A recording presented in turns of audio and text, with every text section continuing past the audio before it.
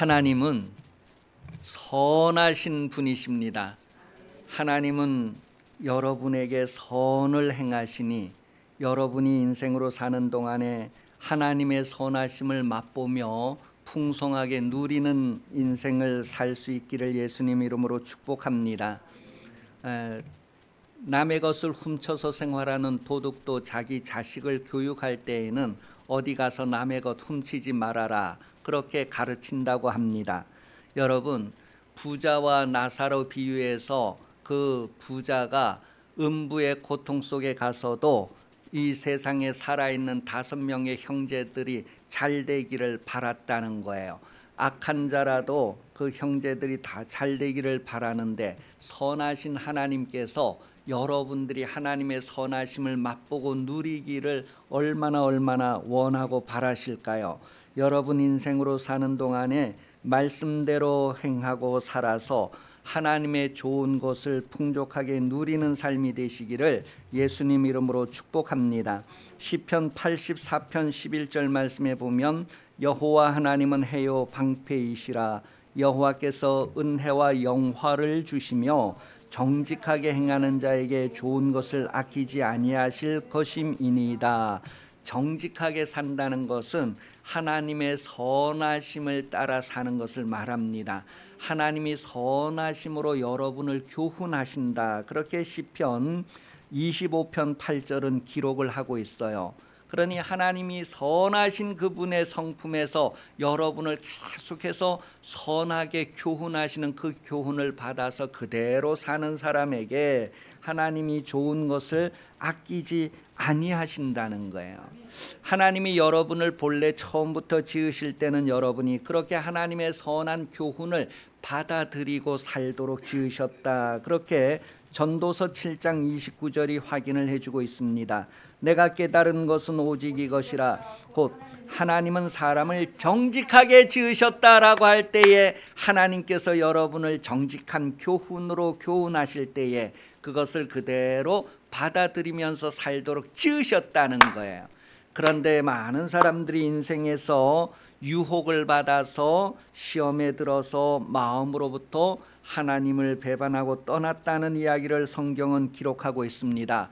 그 이야기가 여러분들의 이야기가 되지 않도록 정신을 차리고 깨어서 하나님의 교훈에 주의하는 인생을 살 수 있기를 예수님 이름으로 축복합니다. 예레미야 5장 25절에 보면 너희 허물로 이러한 일들을 물리쳤고 너희 죄가 너희로부터 좋은 것을 막았느니라. 그러니 여러분, 정신 차려서 하나님의 교훈에 주의하지 않으면 어느새 우리가 유혹을 받고 우리 마음이 떠나고 하나님과의 관계에서 죄 때문에 하나님의 모든 좋은 것을 가로막히는 그런 일들이 일어난다는 것을 다시 한번 돌아보게 됩니다. 여러분, 말씀대로 살면서 좋은 것을 누리는 인생 되기를 위해서 여러분 자신이 결단하며 또한 다른 사람을 위해서 우리 한번 축복하는 시간 가지겠습니다. 말씀대로 살면서 좋은 것을 누리시기 바랍니다. 시작. 말씀대로 살면서 좋은 것을 누리시기 바랍니다. 여러분이 아무리 바라도 여러분의 말을 받는 사람들이 그것을 신실하게 받아들이지 않는다면, 하나님이 아무리 원하셔도 여러분이 인생에서 신실하게 받아들이지 않는다면 무슨 소용이 있을까요? 잠언 16장 20절에 보면 삶과 말씀에 주의하는 자는 좋은 것을 얻는다고 기록을 하고 있습니다. 여러분도 매일매일 새롭게 하나님의 말씀에 주의하고 또 주의하고 집중하고 또 집중하는 그런 삶을 일깨우시기를 예수님 이름으로 축복합니다. 이사야 55장 2절에서도 하나님에게 듣고 들으면 좋은 것을 얻게 된다라고 기록을 하고 있어요. 신명기 13장 18절에서도 하나님의 교훈을 받아서 그 교훈대로 정직하게 살면 번성하게 된다는 것을 보장을 해주고 있습니다. 여러분, 하나님의 선하심이 여러분들에게 그대로 경험되어지는 인생 되시기를 예수님 이름으로 축복합니다. 하나님은 선악을 아시는 분이다라고 성경은 확인해 주고 있습니다. 하나님이 악을 아신다는 것은 악을 경험해서 아시는 것이 아니라 하나님은 악을 주재하신다는 거예요. 악을 주관하고 다스린다는 것을 욥기서 1장 12절 2장 6절을 통하여 확인하게 됩니다. 마귀가 욥을 시험할 때에 그의 몸은 손대지 말아라, 그의 생명은 손대지 말아라, 그렇게 하면서 마귀가 하는 그런 일들을 하나님께서 다 다스리고 계신다라는 것을 확인해 주고 있습니다. 하나님은 선악을 아신다고 할 때 스스로 아시는 분, 모든 것을 아시는 분이지 꼭 그것을 경험해서 아시는 분이 아니라는 거예요. 하나님이 악을 경험해서 아시는 분이 아니라 스스로 아시는 분, 모든 것을 통달하셔서 아시는 분이다라는 뜻이죠. 자, 이 땅에 왜 악이 득세를 할까? 이 세상이 하나님은 다 보시기에 아름다웠다, 선하게 지으셨는데 왜 악이 드러나게 되었을까? 그랬을 때 창세기 3장 5절에서 8절을 통하여서 사람은 그 악을 경험해서 알게 되었다라는 것을 말해주고 있어요. 사람이 선과 악이 무엇인지를 경험해서 알고 선을 선택하지 아니하고 악을 선택하기 때문에 이 세상에 악이 득세하게 되었다라는 것을 알게 해줍니다. 예레미야 6장 19절에 보면 땅이여 들으라, 내가 이 백성에게 재앙을 내리리니 이것이 그들의 생각의 결과라. 그들이 내 말을 듣지 아니하며 내 율법을 거절하였음이니라. 유혹을 받아서 이렇게 악을 경험하게 되었다라는 것을 깨닫게 해줍니다. 창세기 4장 7절에 가인에게 하나님께서 죄가 너를 요구하고 있으니 너는 죄를 다스리라고 했는데, 이 가인은 죄를 다스리는 것이 아니라 오히려 죄에게 자기를 순복시키는 그러한 모습을 우리에게 보여줍니다. 그래서 요한일서 3장 12절에서는 가인같이 하지 말라는 거예요. 죄에게 순복하지 말라는 거예요. 야고보서 4장 7절은 오히려 마귀를 대적하라는 거예요. 악한 생각, 더러운 생각이 올 때 그 생각을 대적하라는 거예요. 그런데 환영합니다, 기쁘다, 죄악이 오셨네, 막 그렇게 받아들인다는 거예요. 선이 무엇인지 악이 무엇인지를 경험해서 알면서 계속해서 악을 받아들이기 때문에 이 세상에 악이 득세하게 된다는 것을 우리에게 확인을 해주고 있습니다.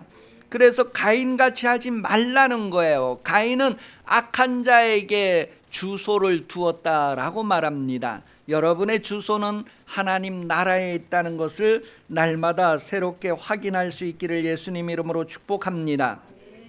사람이 반복해서 아주 습관을 따라 악을 편들어 주기 때문에, 악에게 복종하기 때문에 이 세상에 악이 가득 차게 된다는 것을 성경은 말해주고 있어요. 노아 시대에 악이 가득했던 것처럼 지금 이 시대에도 악이 점점 가득 차 올라가고 있는 것은 많은 사람들이 악을 편들어 주기 때문에, 악에게 주소를 두고 악에게 자기 자신을 복종시키기 때문에 그렇다는 거예요. 여러분은 인생으로 살면서 악을 대적하시기를 바랍니다. 물리치시기를 바랍니다. 떠나가라, 너하고 나하고는 다르다라는 것을 선포하는 삶을 사시기를 바랍니다. 사람들이 점점 악에 익숙하여 말씀대로 사는 것이 너무 부담스럽고 불편하고, 예배하는 삶이 너무 불편하고 힘들고 오히려 예배가 나를 괴롭게 한다, 내 인생에서 예배는 너무 괴로운 일이다 라는 고백까지 하는 실정이 되었다라는 것, 예레미야 13장 23절입니다. 같이 읽어보겠습니다. 구수인이 그의 피부를, 표범이 그의 반점을 변하게 할 수 있느냐? 할 수 있을진데 악에 익숙한 너희도 선을 행할 수 있으리라. 여러분, 악에 익숙하다는 말, 계속해서 악을 반복하고 아주 자동으로 그렇게 악을 이루게 되는 모습을 얘기하고 있습니다. 이 악에 익숙하다, 그 익숙하다는 말의 의미가 무엇이냐면 가르침을 받는다, 훈련한다, 아주 몸에 배이게 한다, 그런 뜻이에요. 여러분, 이러한 것들이 어려서부터 아주 몸에 배인다는 거예요. 어려서부터 하나님의 말씀 듣지 않는 것이 아주 습관이 되고, 어려서부터 예배하는 것이 귀찮고 막 억지가 되고, 어려서부터 그런 것이 몸에 되어서 어른이 되어서 노년에 이르기까지 그와 같은 삶을 살 수 있지 않도록 우리가 얼마나 근신하고 정신을 차려야 할까. 말라기서 1장 13절은 그것을 아주 좀 더 구체적으로 표현한 내용이 있어요. 말라기 1장 13절에 보면 만군의 여호와가 이르노라, 너희가 또 말하기를 이 일이 얼마나 번거로운고 하며 곧 웃음치고 훔친 물건과 저는 것 병든 것을 가져왔느니라. 너희가 이 같은 봉헌물을 가져오니 내가 그것을 너희 손에서 받겠느냐. 이는 여호와의 말이니라. 얼마나 번거로운고 할 때, 예배하는 삶이 얼마나 번거로운가 할 때 그 의미가 여러 가지 중에 얼마나 나를 괴롭게 하는가, 얼마나 나를 피곤하게 하는가, 성가시게 하는가, 그런 의미가 담겨져 있어요. 여러분, 여러분은 어떠한 예배자인가 스스로 한번 돌아보시기 바랍니다. 나는 예배하는 게 너무너무 기쁘고 정말 예배할 수 있다는 게 복이다라는 것을 느끼고 누리는가, 아니면은 나는 예배가 너무 부담스럽다, 좀 육신을 위하여 충분히 다른 것을 선택할 수 있을 텐데 내가 시간을 내야 되고 물질을 구별해야 되고 그냥 또 여러 가지 봉사도 해야 되고 나는 이 예배가 너무 번거롭다, 나를 괴롭게 하는 것이다, 그런 경험이 여러분은 있지 않았습니까? 여러분, 성경은 예배하는 삶이 행복이다라는 것을 말합니다. 하나님이 안식일을 정하시고 그 안식으로 여러분을 초대하시는데 그게 불편하고 그게 괴롭다, 그런 것이 아니라 오히려 그것을 누리는 행복이 있다는 것을, 그래서 예배는 기쁘고 즐거움이 있다는 것을 성경은 확인해 줍니다. 역대상 29장 17절에 보면 나의 하나님이여 주께서 마음을 관찰하시고 정직을 기뻐하시는 줄을 내가 아나이다. 내가 정직한 마음으로 이 모든 것을 즐거이 드렸사오며 이제 내가 또 여기 있는 주의 백성이 주께 자원하여 드리는 것을 보니 심히 기쁘도소이다. 솔로몬이 하나님 앞에 성도들이 막 헌금 드리면서 막 그 모여오는 것을 보고 얼마나 기쁘게 예배하는가 하는 모습을 표현해 주고 있어요.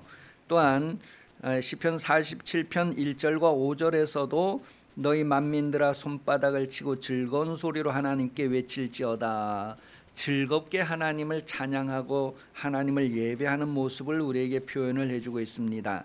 시편 100편 1절에도 온 땅이여 여호와께 즐거운 찬송을 부를지어다. 찬송을 부를 때 그 기쁘고 즐거움으로 하나님을 예배해야 한다는 것을 말해주고 있어요. 사사기 5장 2절 9절에 보면 드보라 시대의 그 드보라의 전쟁에 참여하는 이들이 즐겁게 헌신을 했다, 그런 표현을 하고, 또한 시편 110편 3절에서도 하나님께서 여러분을 부르실 때 그 부름에 즐겁게 참여하는 것이 얼마나 복된가 하는 것을 표현을 해주고 있습니다.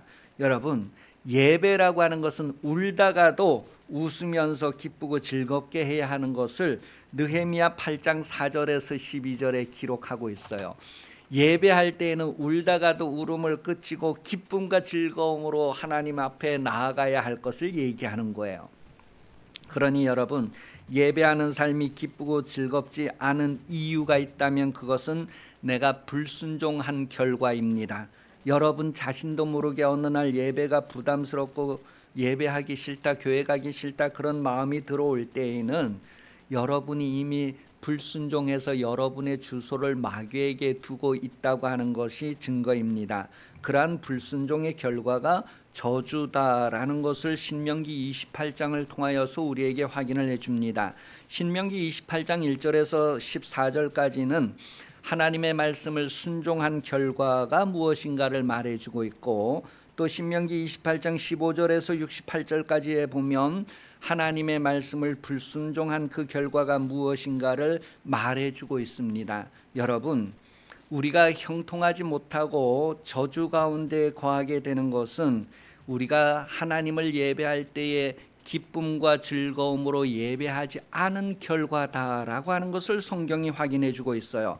신명기 28장 47절 48절 내용에 보면 너가 모든 것이 풍족하여 기쁨과 즐거운 마음으로 내 하나님 여호와를 섬기지 아니함으로 말미암아 내가 줄이고 목마르고 헐벗고 모든 것이 부족한 중에서 여호와께서 보내사 너를 치게 하실 적군을 섬기게 될 것이니 그가 철 멍에를 내 목에 메어 마침내 너를 멸할 것이니라.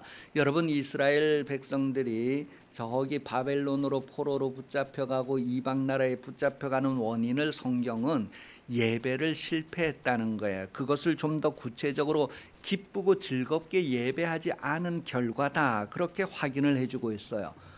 그러니 이 하나님 앞에 뭔가를 가지고 나갈 때에는 어떠한 모습, 어떠한 상태여야 하는가를 다시 한번 우리에게 보여주는 말씀입니다. 사람은 선악을 경험해서 안다라고 성경은 말하고 있어요. 창세기에서 아담과 하와가 선악을 알게 하는 나무의 열매를 따먹었을 때 하나님께서 말씀하셨어요. 저들이 선악을 아는 일에 우리같이 되었다. 우리 중에 하나같이 되었다. 이미 선악을 알게 되었다라고 말합니다. 그러니 여러분, 사람이 악을 행할 때에 모르고 하는 것이 아니라 알고 행한다는 것을 다시 한번 깨닫게 합니다. 로마서 7장 21절 말씀에 보면 그러므로 내가 한 법을 깨달았노니 곧 선을 행하기 원하는 나에게 악이 함께 있도다. 선악이 함께 나에게 있는데 내가 어느 것을 선택하느냐 하는 거예요. 데살로니가전서 5장 21절 22절 말씀에 보면 범사에 헤아려 좋은 것을 취하고 악은 어떤 모양이라도 버리라, 그렇게 기록을 하고 있어요. 선악을 아는 거예요. 그런데 내가 악을 선택할 것인가, 선을 선택할 것인가? 성경은 선을 선택하라고 말합니다. 악은 모양이라도 버리라는 거예요. 선을 선택하라는. 그런데도 사람들이 뭐예요? 마음의 유혹을 받아서 죄의 마귀에게 자기 주소를 두고 마귀를 섬기는 자리가 더 기쁘고 즐거운다, 그렇게 유혹을 받아서 그런 선택을 하게 된다는 거예요. 그래, 난 몰라서 그랬는데요, 그게 아니고 알면서 그런다는 것을 다시 한번 확인을 해줍니다. 그런데 이러한 것들이 어려서부터 악을 선택하고 어려서부터 선을 선택하고 이게 습관이 된다는 거예요. 계속해서 훈련이 되고 해서 습관화된다는 거예요. 그래서 예레미야 22장 21절 말씀에 보면 하나님의 말씀을 청종하는 것이 어려서부터 습관이 된다는 것은 어려서부터 계속 반복했다는 거예요. 그러니 여러분도 정신을 차리고 여러분 어려서부터 어떻게 되어갈 것인가에 주의해야 됩니다. 고린도전서 8장 7절 말씀에 보면 또한 그런 우상을 섬기고 우상의 제물에 참여하는 것, 그것도 아주 습관이 되었다, 그렇게 표현을 해요. 그러니 여러분의 습관은 어떤 것이 있는지 한번 돌아보고 자신도 모르게 이것이 하나님 앞에 불편한 습관이 아닌가를 찾아낼 수 있어야 합니다. 창세기 8장 21절에 보면 사람들의 마음에 계획하는 것이 항상 악하였다, 그렇게 노아 홍수 때의 상황을 이야기해 주고 있습니다. 열왕기상 18장 12절 말씀에 보면 이 아합 왕 때에 왕국을 맡았던 그 오바댜는 어려서부터 하나님 경외하는 것, 그것이 아주 그의 몸에 배어서 있었다라는 것을 확인을 해줍니다. 그 어려서부터 하나님의 말씀을 불순종하든지 어려서부터 하나님의 말씀을 순종하든지 그것이 아주 습관이 된다는 거예요. 그러니 여러분, 하나님의 자녀를 내가 맡아서 어떤 습관을 길들일 건가 얼마나 중요합니까? 그거에 따라서 하나님 앞에 상과 벌을 받게 된다는 거예요. 여러분, 이 시대에 대해서 로마서 12장 2절은 이 시대는 본받을 시대가 아니다라고 확인을 해주고 있습니다. 여러분, 이 세대를 본받지 말고 하나님의 뜻을 따를 수 있는 지각을 가져야 할 것을 성경은 말하고 있어요.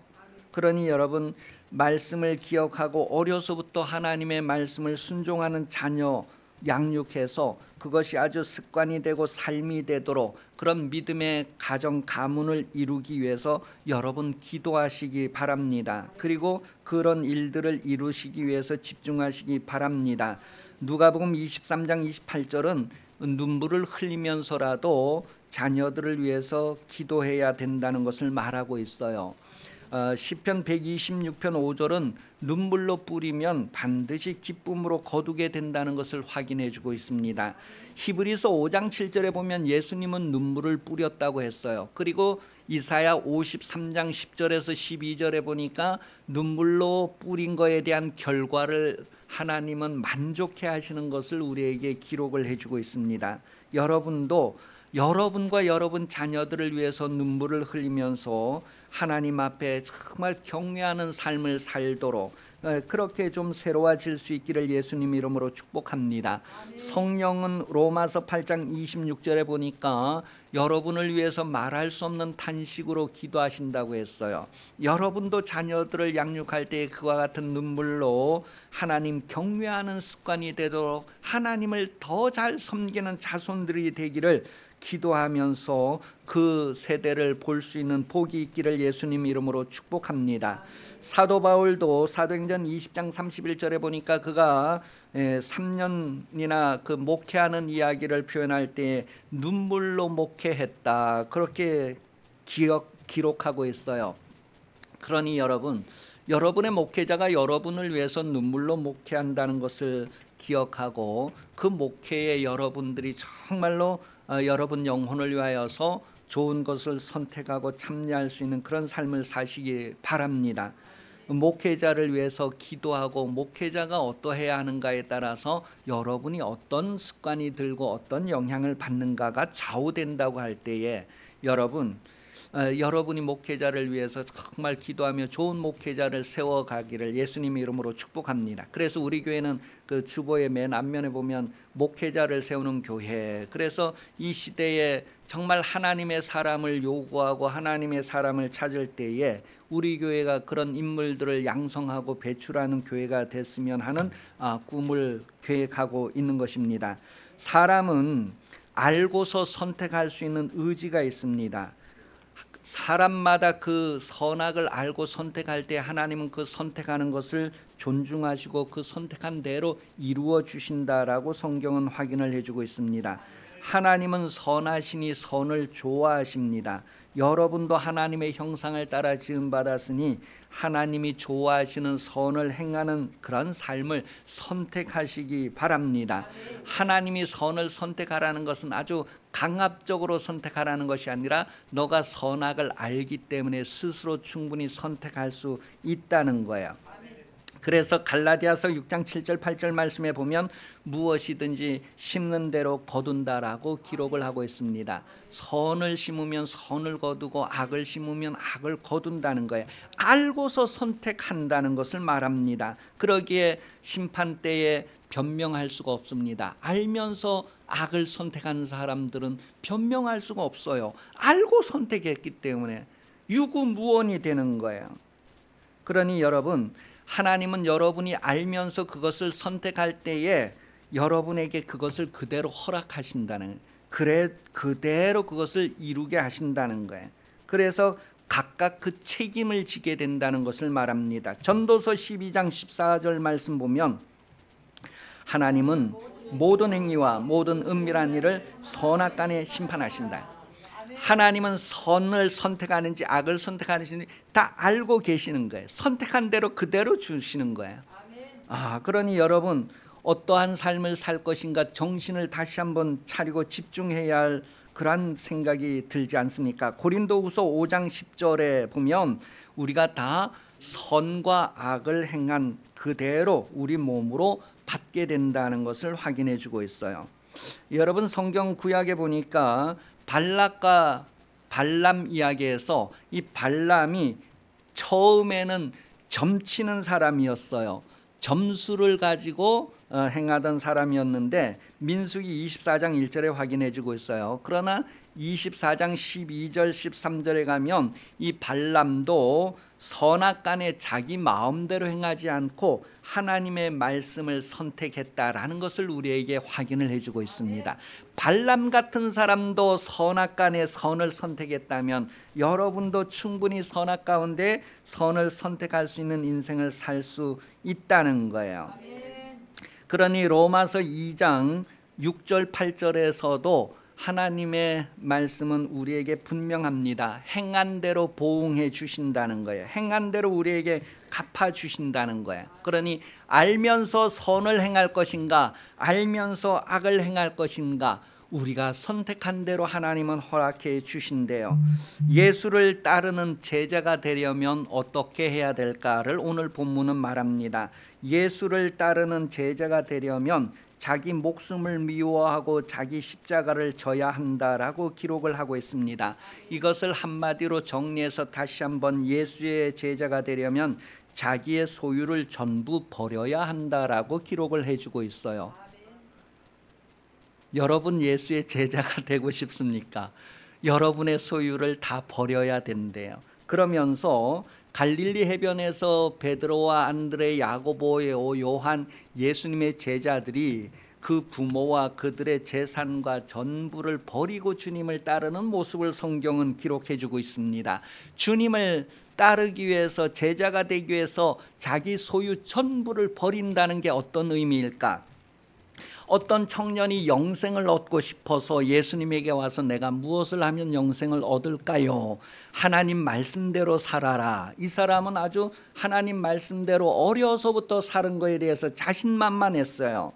어려서부터 내가 다 그대로 살았어요. 너에게 한 가지 부족한 것이 있다. 너 소유 전부를 팔아서 가난한 사람들에게 나누어 주고 그리고 와서 나를 따르라고 말합니다.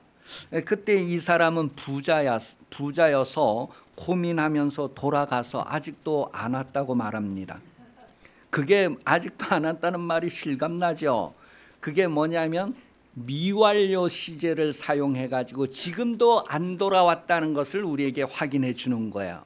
그러니 여러분, 우리가 하나님의 말씀대로 순종하지 않는 것이 습관이 돼서 계속해서 순종하지 않는 것이 아직까지 미완료 상태이기 때문에 다시 이 목소리를 들려주는 겁니다. 이 목소리를 듣고 지금 바꾸면 바꿔지는데 지금 안 바꾸고 계속 고집을 유지하면 그 결과가 주어진다는 거예요.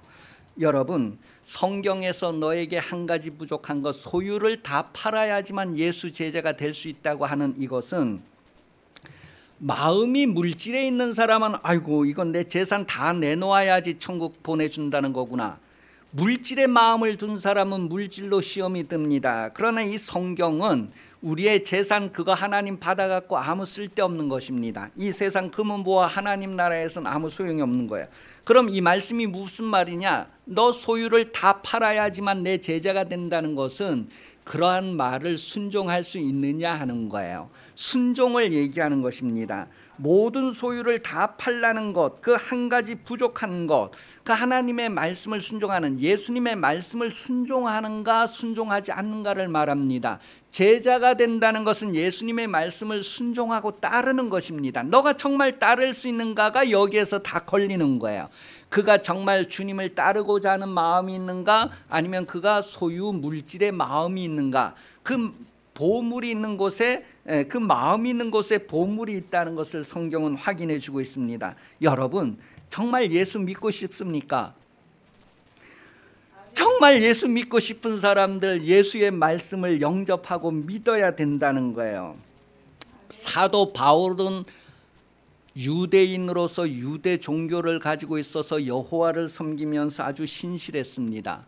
그는 아주 지식도 있고 율법을 철저히 지키는 삶을 살았습니다. 그런데 그가 예수를 만나고 예수를 믿은 후에는 그의 모든 소유를 다 버렸다고 합니다. 그의 명예와 그의 모든 가문과 그의 조상과 그의 모든 집안과 모든 소유를 다 버렸대요. 빌립보서 3장 7절 9절에 보면 그러한 것들을 배설물과 같이 여겼다. 배설물과 같이 여겨 다 버렸다는 거예요. 예수님의 말씀을 순종하기 위해서, 성령께서 그에게 하시는 말씀을 순종하기 위해서 그는 모든 것들을 버렸다라는 것을 우리에게 말합니다. 여러분, 하나님이 여러분을 하나님의 거룩함으로 부르셨으니 여러분 부름받아 나선 이 몸 어디든지 가오리라 하고 정말 멸시천대 십자가를 감당하겠느냐, 정말 따르겠느냐, 아니면 너의 마음이 나에게 있느냐, 물질에 있느냐, 세상에 있느냐. 오늘 본문은 그것을 우리에게 다시 한번 확인해 주고 있습니다. 나는 예수 믿는 사람인가? 나는 앞으로 예수 믿을 수 있을까? 선악간에 알고 선택하는 것이다 그랬어요. 그래서 거룩한 사람은 점점 거룩해지고 의로운 사람은 점점 의로워지고, 선택하는 것을 무엇을 선택하느냐, 알고 선택함으로 여러분, 하나님께서 여러분들의 선택의 결과를 주실 때 정말 기뻐하고 흐뭇해하면서 여러분들에게 천국을 상속하는 그날을 맞이할 수 있는 인생으로 성공하기를 예수님 이름으로 축복합니다. 아멘. 기도하겠습니다. 살아계신 하나님, 오늘 성령을 보내어 주셔서 우리를 살게 하심을 감사합니다. 생명과 사망과 복과 저주를 우리 앞에 두고 너와 너 자손이 살기 위하여서 생명을 택하라고 하시는 하나님의 마음을 헤아리게 하시고, 우리와 우리 자손들이 선을 선택하는 인생으로 성공하게 하여 주옵소서. 다시 오시는 예수 그리스도께서 은혜 베풀어 주시며 하나님 아버지 무한하신 사랑하심과 성령 감화 감동 역사 인도 교제하심이 주일 오전 예배 참석하여 머리 숙인 성도들 위해 영원토록 함께 하시기를 간절히 축원하옵나이다. 아멘.